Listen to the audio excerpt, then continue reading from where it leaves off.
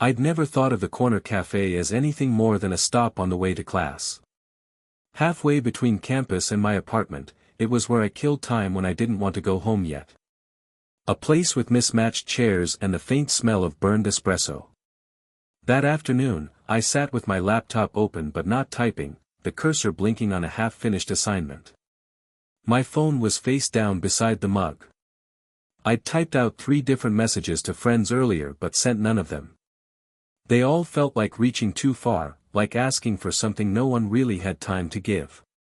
That was when she walked in.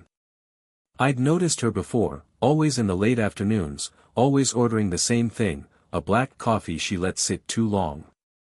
Mid-40s, maybe. There was something about the way she carried herself, shoulders set like she'd learned to hold them that way. She wasn't flashy, but people glanced at her anyway. When she spotted me at my usual table near the window, she smiled faintly, almost like she'd expected me to be there. I looked back down at my laptop too quickly, pretending to be busy. She came closer, her cup in hand. "You're here again," she said lightly. I gave a small shrug. "Guess so.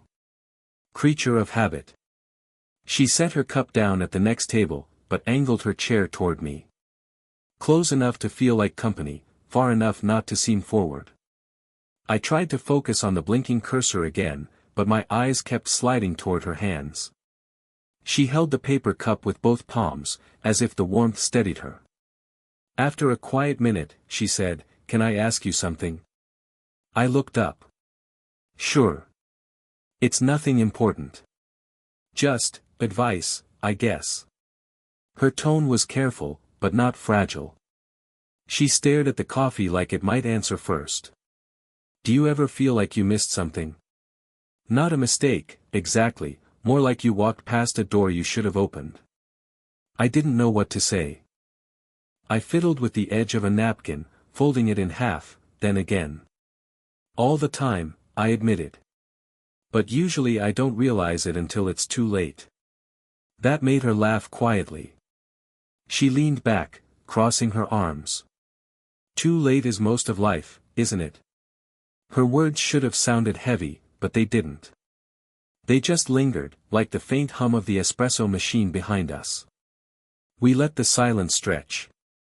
I could hear the scrape of someone's chair across the floor, the hiss of milk steaming. She glanced at me then, directly this time, and I felt caught, not in a bad way, but like being noticed when you've been invisible too long. The conversation drifted after that.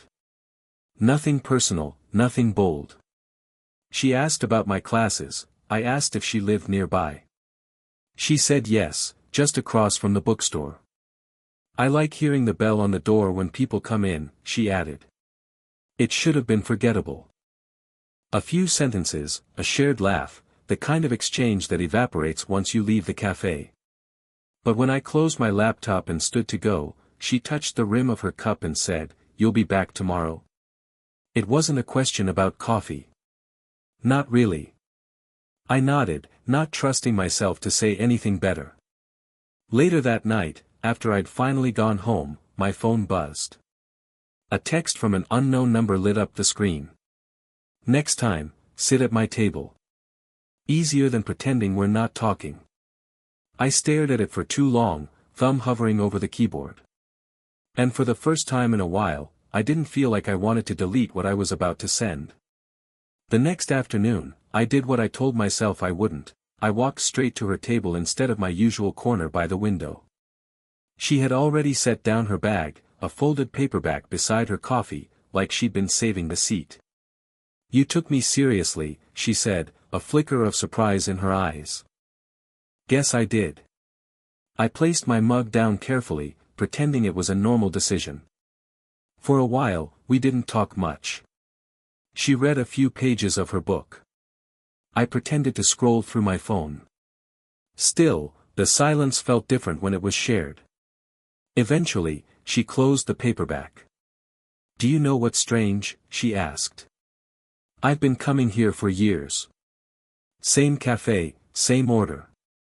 And no one ever felt familiar. Until you." I wasn't sure how to answer that. My throat tightened. Maybe it's just timing. Maybe. She tilted her head, studying me. But you're too young to be sitting in coffee shops alone in the afternoons. Shouldn't you be out? What do people your age do these days? I smirked. Mostly waste time. Her laugh was quiet, but it stayed in the air. Then her tone shifted, softer. I was your age when I got married. 19, actually. Too young. But back then, it felt like what you were supposed to do. I caught the way her hand tightened around the cup. She didn't look at me while she said it. Divorced now? I asked carefully. She nodded. 3 years. My son's older than you, actually. He'd roll his eyes if he knew I was sitting here talking with one of his peers. The word hung awkwardly, like she regretted choosing it. I let out a dry laugh. Well, I promised not to tell him. She smiled, but there was something guarded in it. Like she'd given me a piece of herself she couldn't take back. Inside, I felt the edge of something I couldn't name, attraction, curiosity, maybe both, but it pressed against the part of me that whispered this shouldn't mean anything. She wasn't just older, she was carrying years I hadn't lived yet, stories I hadn't touched. Still, I noticed things I shouldn't, the way she tucked her hair behind her ear when she leaned in, the way her fingers tapped the cup when she was holding back words. And I wondered, against my better judgment, if she noticed the way I looked too long at her hands, or how I tried to swallow my smile before it showed. Our cups emptied slowly, the afternoon stretching thin. She gathered her bag, sliding the paperback inside. When I bent to pick up her scarf from the chair, our hands brushed for half a second. Neither of us moved right away. She took it finally, her fingers warm against mine. Thank you, she murmured, her voice low. It should have been nothing, a neighborly gesture, a polite word. But as she walked out of the café, scarf looped around her neck, she turned once to meet my eyes through the window. Not long. Just enough. And it felt like more than I had any right to feel. It didn't take long before our meetings at the café slipped into a rhythm. Not arranged, not spoken, just expected. She'd come in after work, I'd show up after class. Sometimes we barely talked. Sometimes it felt like we said more in the silence than words could ever manage. But that week, the rhythm cracked. She was already there when I arrived, sitting in the far corner instead of our usual table. Bag tucked close, eyes down. I hesitated, then crossed the room anyway. You hiding from me? I tried to sound casual. Her lips curved faintly. Maybe from myself. The words landed heavier than I expected. She gestured to the seat, but when I slid in, she kept her arms folded, body angled away like she wasn't sure she'd made the right choice. We sat there in the small hum of the café. I stirred my coffee longer than I needed, watching the swirl of cream fade. She tapped her fingernails against the ceramic, 1, 2, 3, like she was timing something inside her. Finally she asked, "Do your friends know you come here?" I shook my head. Not really. Good. She exhaled through her nose, eyes darting toward the door. It's better that way. Before I could ask why, someone walked in, a man in his 50s, familiar with the barista, loud in a way that didn't suit the room. He spotted her instantly. Claire. He strode over, smiling too wide. Haven't seen you in ages. Her whole posture shifted, shoulders tight, smile polite but distant. Hi, Daniel. Just stopping in for coffee.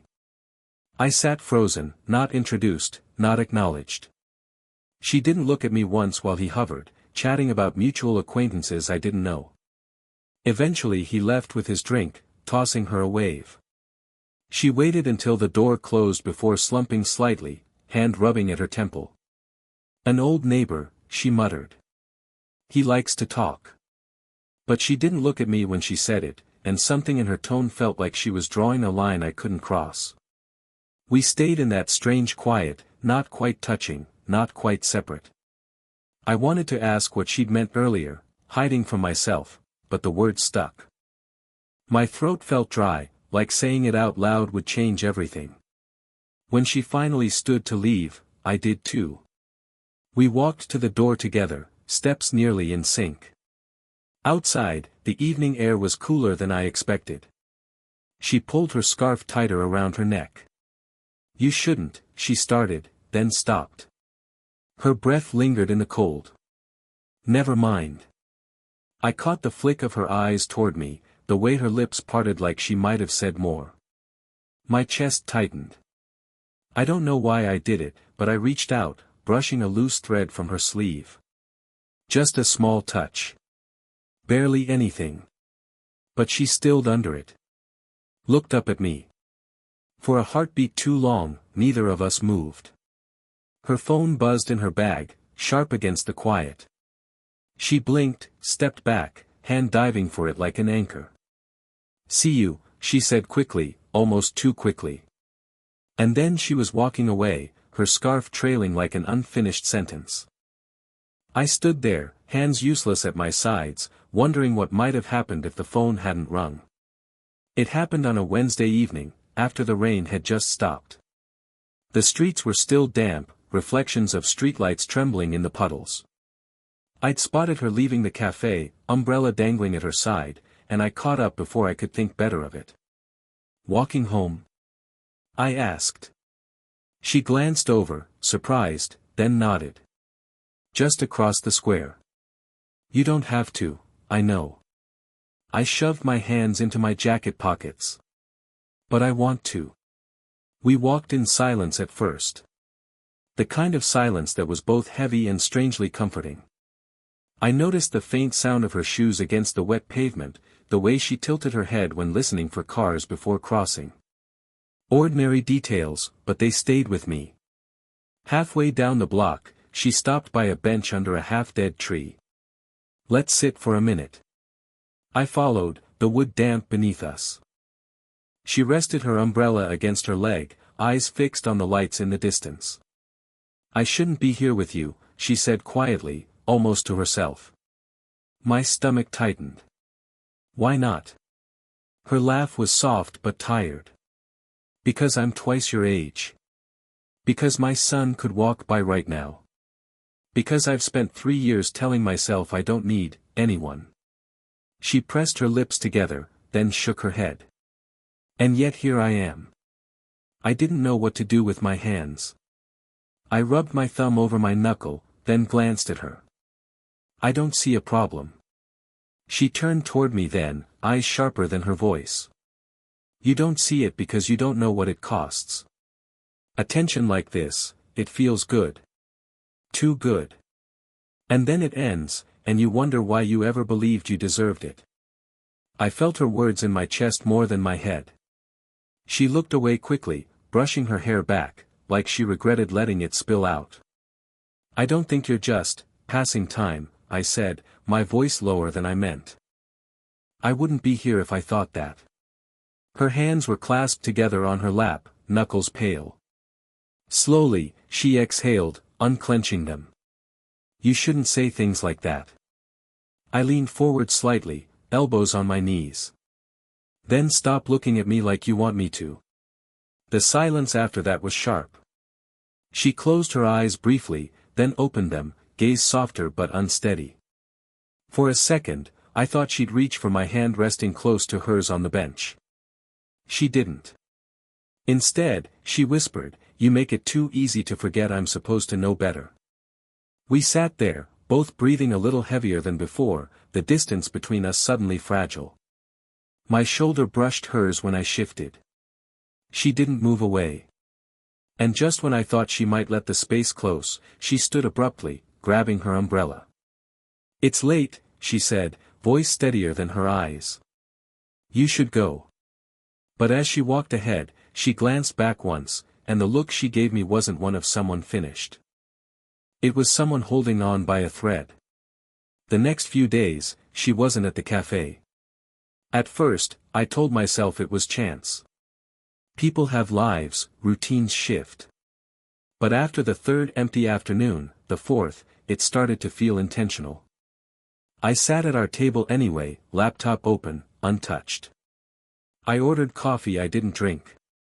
Every time the bell above the door rang, my head jerked up too quickly. Always someone else. By Friday, I stopped going.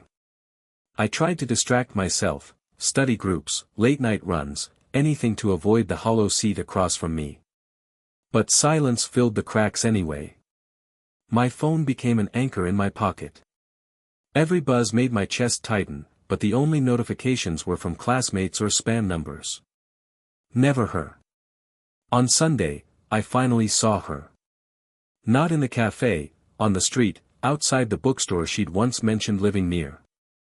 She was carrying a grocery bag, umbrella hooked on her arm. I froze. She saw me. Her smile was polite, quick, the kind you give a stranger who holds the door. She didn't slow down. I fell into step beside her anyway. Hey. Hi, she said softly, eyes forward. Thought you'd disappeared. I've been busy. The words sounded rehearsed, like she tried them out before saying them. We walked a few paces in silence. I wanted to ask why she'd stopped coming, why she looked at me like I was someone she needed to avoid. Instead I said, "You could have told me." That made her stop. She turned, really looking at me now. The grocery bag shifted on her arm. And what would I say? That I like being around you more than I should? That I wake up embarrassed for even thinking about it? Her voice cracked slightly at the end, but she steadied herself with a long breath. You're too young to understand how quickly things fall apart when you let yourself want the wrong thing. The words landed sharp. I shoved my hands in my pockets, staring at the sidewalk. Maybe. But you didn't have to just vanish. Her expression softened, almost like she regretted it. But then she shook her head. My son is visiting next week. He's your age. I can't, she trailed off, biting the inside of her cheek. It complicates things. I didn't push. Couldn't. She adjusted the bag, nodded once, and walked away, leaving me standing under the bookstore awning. That night, I typed out a message, I don't care how complicated it is. I just don't want you to disappear. I stared at the screen until my eyes blurred. My thumb hovered over send. Then I locked the phone and set it face down on the table. The words stayed there, unsent, glowing in the dark. I hadn't planned on going to her apartment. I'd walked past the building 3 times before finally stopping at the door. My pulse hammered in my throat, my hand hovering over the buzzer. I almost turned back. But then I saw her through the glass, coming down the hall with her grocery tote, keys in hand. She froze when she noticed me. Hi, I said, voice too quiet, too raw. She opened the door slowly, keeping her bag clutched against her side. You shouldn't be here. I know, I admitted. But I couldn't keep pretending I didn't want to be. Her breath caught. She looked down, fiddling with her keys. My son's in town. He could walk in any second. Then I'll go if he does. We stood in the narrow entryway, the silence swelling between us. She finally stepped aside, motioning me in. The apartment was smaller than I'd imagined, books stacked on side tables, a kettle still warm on the stove. She set the tote on the counter, hands trembling slightly as she unpacked fruit. I lingered near the door, not sure if I belonged inside. I don't know why you came, she said, not looking at me. Because you disappeared. My voice cracked, unsteady. And it felt like I lost something I never even had the right to ask for. That made her stop. An apple rolled across the counter, bumping into the kettle. Slowly, she turned, arms folded across her chest. You're 20 years younger than me, she whispered. And every time I sit with you, I forget that. Do you understand how terrifying that is? I swallowed hard. I understand enough. I understand that I don't care. She gave a broken laugh, rubbing at her temple. God, you make it sound so simple. It is simple, I said, stepping closer. I don't want to stop seeing you. That's it. That's all I know. Her eyes lifted to mine, searching for something, hesitation, weakness, a sign I wasn't serious. But I didn't look away. For a moment, she just stared at me, her breath uneven. Then, almost reluctantly, she reached out and touched the back of my hand resting on the counter. Her fingers lingered, barely there, but it was enough to unravel everything we hadn't said. I can't promise you anything, she murmured. I can't even promise I won't wake up tomorrow and regret this. Then just promise me now, I said. Promise me you're here, tonight. Her hand tightened on mine. Her eyes glistened, not with drama, but with the weight of all the years between us. And then, finally, she exhaled, her lips tugging into the faintest, trembling smile. Okay. It was quiet, almost too quiet to hear. But it was enough. Weeks passed. Not everything changed all at once, there was no sudden confession, no dramatic upheaval.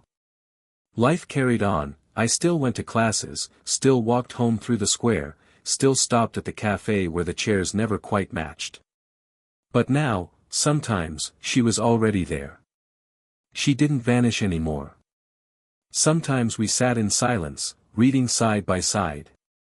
Sometimes she'd slide her scarf onto the chair between us, a quiet way of saving me a seat.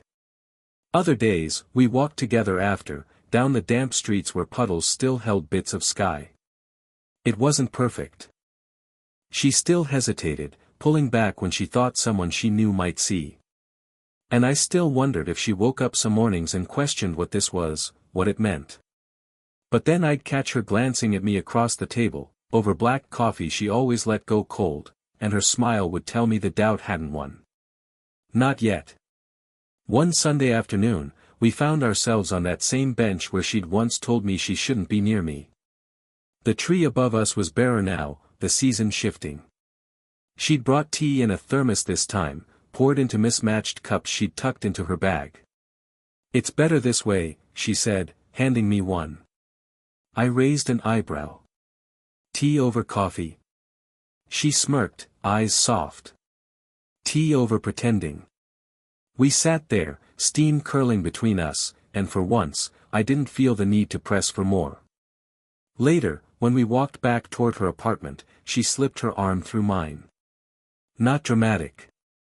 Not even sure she realized she'd done it at first. But she didn't move it, and neither did I. Life didn't suddenly become a movie. Her son still visited, and she kept our worlds separate. I still had exams, nights of silence when I wished for more than a text that simply read 8:47 a.m., coffee. But the weight in me was lighter now. The pauses weren't empty anymore, they were full. One evening, back in her kitchen, she caught me folding the corner of a napkin absent-mindedly. She laughed softly. You still do that? I looked up. Do what? Fold things when you don't know what to say. She reached over, unfolded the napkin, and smoothed it flat against the counter. Her fingers brushed mine. You don't have to with me. Something in her voice settled into me, warm and certain. Not a promise, not a declaration, just a truth we'd built, slowly, stubbornly. I smiled then, quiet, steady. Okay. And that was enough.